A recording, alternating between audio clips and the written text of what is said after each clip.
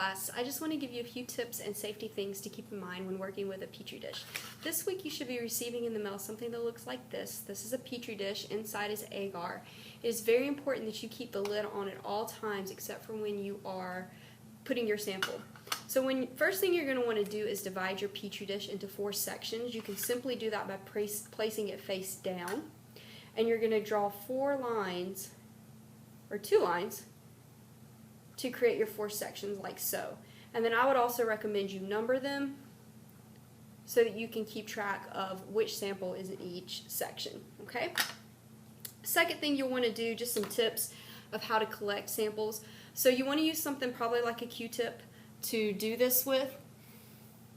I'm going to swab some money because you know they always say money is dirty. So all you have to do is take your swab and rub it, gather your sample. Okay, be very careful that this doesn't touch anything else because you don't want to contaminate it with anything other than just your sample. Okay, when you go to your Petri dish, what you're going to want to do is not take the whole lid off because then there's bacteria in the air and it could fall into your sample. You want to gently lift your Petri dish lid like so and lightly rub your sample inside of your dish like so. And when you're done, close it. Probably place this in something like a Ziploc bag and then just simply throw it away. Okay?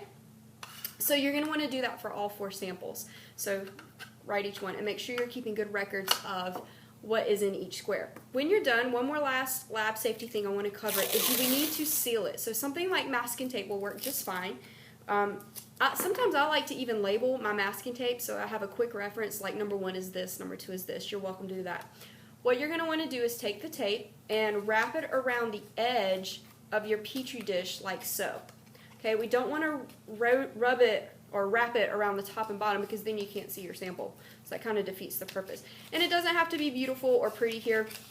And then simply just press it in really good until you get a pretty good seal on your top and bottom.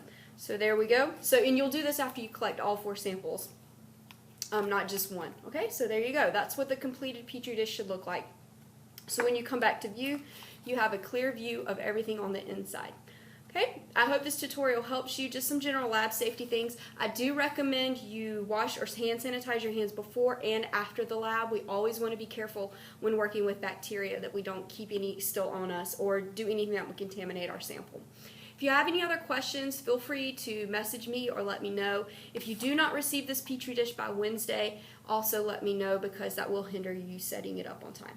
All right, thank you. I look forward to seeing some wonderful bacteria growth. I can't wait to see the great samples.